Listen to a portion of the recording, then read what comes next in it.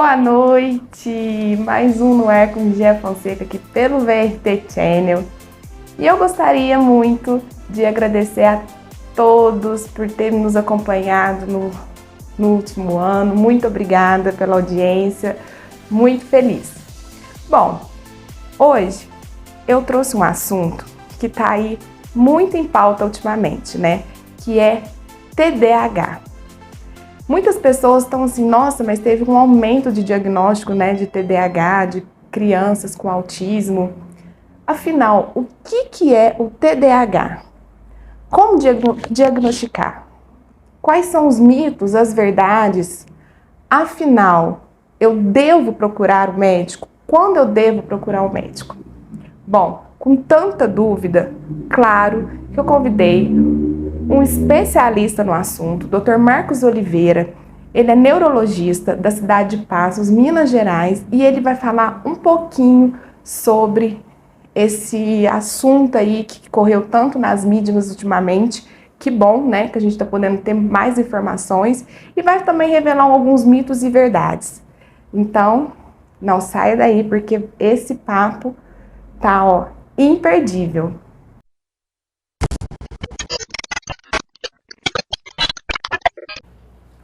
Olha, nós estamos aqui agora com o Dr. Marcos. Ele é neurologista aqui na cidade de Passos, Minas Gerais. Tudo bem, doutor? Tudo bem, Jéssica. E você?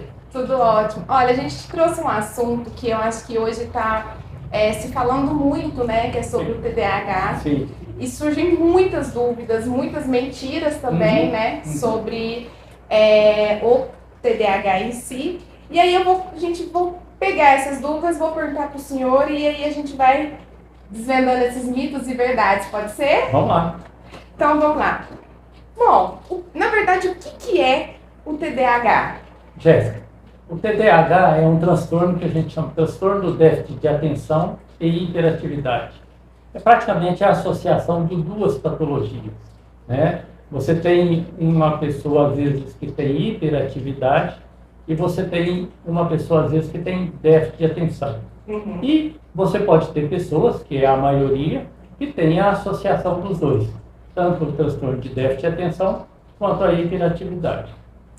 E quando acontece isso, assim, qual que é o diagnóstico, assim? Se a pessoa, ou a mãe, né, no caso, que acontece muito na infância ainda, ou lá na primeira infância que a gente fala, né? Qual que é o primeiro diagnóstico que vocês dão? Bom, o TDAH, ela é uma doença chamada doença do neurodesenvolvimento, né? Ou seja, se você tem um adulto com TDAH, na maioria das vezes ele, quando criança, tinha um TDAH, né?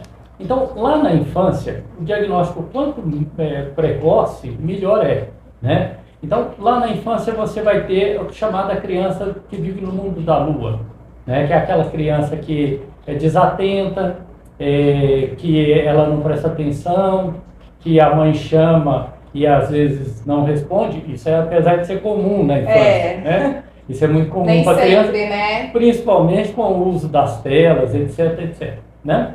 Bom, e é acompanhada às vezes essas crianças de uma hiperatividade. O que é hiperatividade? Na maioria das vezes são crianças que mexem em tudo, são extremamente curiosas, né? Que uma boa parte das vezes a mãe não consegue nem ir fazer uma visita e a criança chega na casa de quem está sendo visitado e mexe em tudo. Tira fora do lugar, mexe com o gato, mexe com o cachorro e ela não fica sem ser chamada a atenção, né? Mas é sempre acima do normal, né? É sempre acima do normal. Do que uma outra criança, às vezes, da mesma faixa etária, sim, né, doutor? Sim, sempre acima do normal. A gente tem os componentes, por isso é importante a parte clínica, né? Tem um componente da criança que às vezes é uma criança curiosa, né? Às vezes é uma criança que você tem um certo grau de ansiedade, sim, certo? E além do mais, a gente conta sempre também que às vezes a mãe tem um pouco de dificuldade de paciência com a própria criança, né? O mais evidente que a gente tem do diagnóstico do TDAH, ele vai ocorrer na maioria das vezes na escola, né? Aí na escola é uma criança que não para na carteira, que fica todo tempo levantando.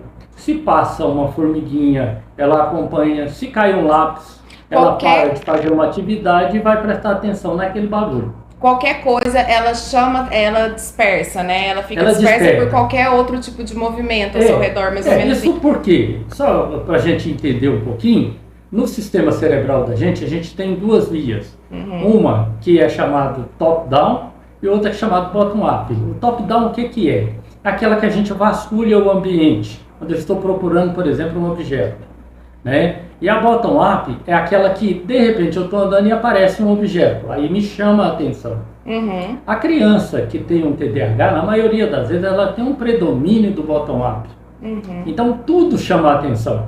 A concentração dela, que é a procura de tentar entender o ambiente, etc, etc, ele fica enfraquecido. Entendi. Né? Então aí você tem essa dificuldade, que é uma neuropatologia, né? Que é um fator importante na hora de prestar atenção, né? Exatamente. E também são fatores importantes na questão da correção, tanto na questão da hiperatividade, quanto na questão da desatenção.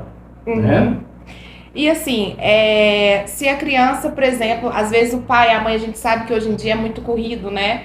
As escolas hoje, elas estão preparando mais os profissionais para ter algum tipo de um olhar diferente, né, com essas crianças, né, doutor? Com certeza. As novas leis brasileiras, elas já incluem, né, o autismo, né, o TEA, o transtorno de espectro autista, e o governo ainda está em estudos, a lei de que entre o ADH também em uma doença que seja ela de correção no processo da lei. Né? Então, em breve, provavelmente, o TDAH também deve entrar nas deficiências. Né? Até porque, assim, ainda tem muito... as pessoas ainda têm um pouco de vergonha mesmo, né? Ainda tem um tabu muito grande, assim, dos próprios pais, quando às vezes falam, olha, você já foi até o médico, já foi tentar ver o diagnóstico, eles mesmos acabam às vezes tendo, né, uma reação negativa em relação a isso, né? Sim. Hoje com a divulgação da mídia, né, com o conhecimento, melhorou muito, os pais procuram muito mais, né, o tratamento é bem precoce, e como é um tratamento que na maioria das vezes a gente usa tanto o tratamento medicamentoso quanto o psicoterápico, quanto mais cedo você consegue fazer essa modificação, melhor é para o adulto. Né? Os próprios adultos hoje muito me perguntam, né, como que é o diagnóstico na questão do adulto. O diagnóstico na questão do adulto, ela é um diagnóstico que ele já é precoce. Desde lá da infância, já era uma criança que era muito chamada a atenção, que era tirada para fora de sala de aula. Já tinha alguma coisa ali. Quando você tem um adulto que fala que tem um TDAH ou se coloca como um TDAH, você tem que ficar muito atento porque as outras patologias, outras doenças, por exemplo, abuso excessivo de tóxicos, de álcool, a própria maconha, ela dá um quadro semelhante, que é uma desatenção, ou às vezes uma hiperatividade na abstinência desses produtos. Por isso que a importância de ir realmente até o médico e fazer o diagnóstico correto, né, doutor? Não ficar só no achismo mesmo, né? O diagnóstico do TDAH, ele é um diagnóstico extremamente clínico. Nós temos para auxiliar no diagnóstico, são as avaliações neuropsicológicas, né? São os testes neuropsicológicos. Mas o teste neuropsicológico, ele pode falhar porque as outras patologias, a ansiedade, o quadro psicótico, eles podem simular um quadro desse. Então, a importância do diagnóstico clínico no TDAH para você traçar um melhor tratamento. Não é só medicamento. Exatamente. E, além do mais, não existe só um medicamento, né? Como a gente tem o conceito popular do uso da Ritalina, do Vevance, do Concerta, existem outros medicamentos que não vão por essa linha e que ajudam muito no tratamento do TDAH. Olha, nós separamos umas perguntinhas de mito e verdade que eu acho que são perguntas bem recorrentes, né? Sim. E aí eu vou fazendo, e aí o senhor vai respondendo se é mito ou não, e até às vezes o porquê, né, que acontece essas dúvidas. Certo. Pode ser? Pode ser. Então vamos lá. Uma criança com TDAH não pode ter vida normal. Mito.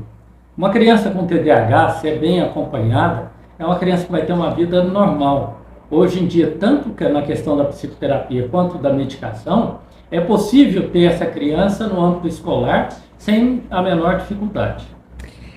Pessoas com TDAH são menos inteligentes? Não, mito.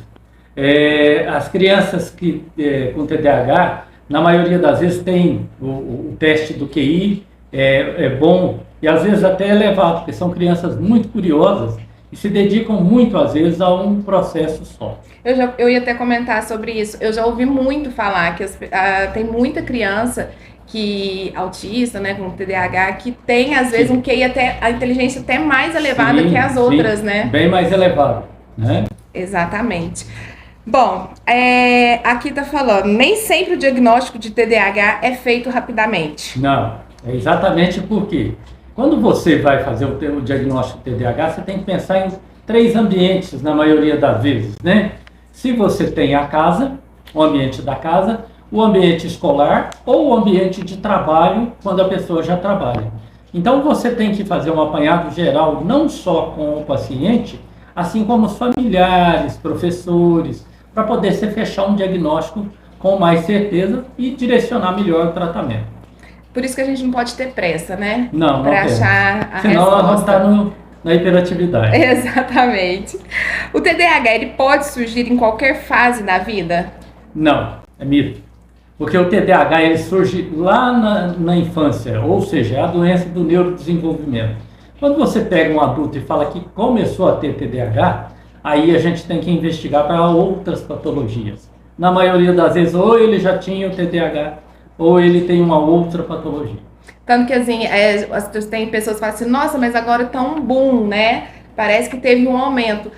Na verdade, às vezes nem é isso, né, doutor? Não tinha, era diagnóstico antes, né? Exatamente. E a gente tem um porém também, que as indústrias farmacêuticas das novas medicações, elas vieram com tudo, né? Então, esse boom é provocado muito mais por um estímulo, às vezes, desse processo, para poder aumentar a venda da medicação, né? Então, isso é um processo que ocorre no mundo inteiro.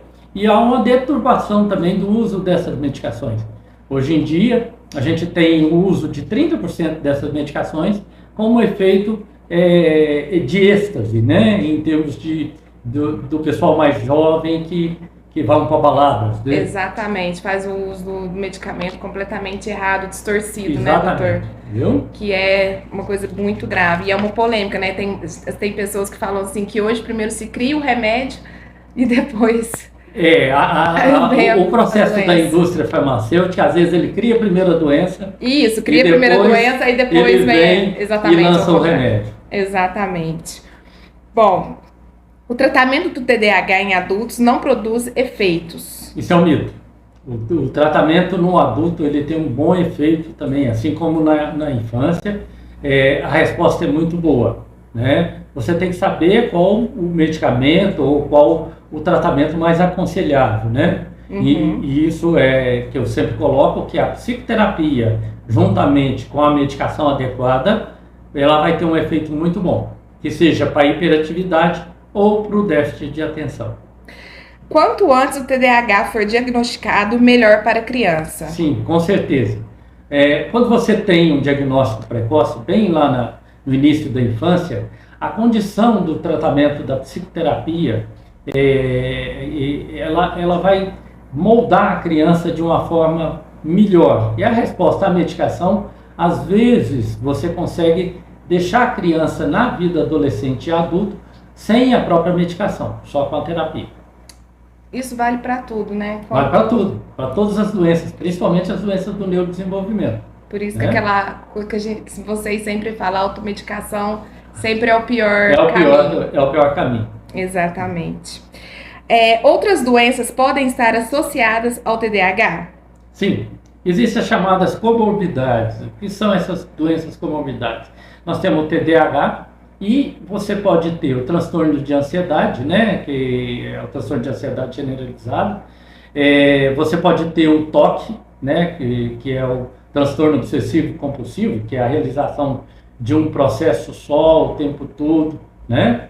E você tem os TIC, que é a síndrome de Gilles-Latorre, né? Que é muito comum ser acompanhado no TDAH, que é aquela criança que tem sempre um tique, um barulho, um movimento, né? E deve ser tratado concomitantemente.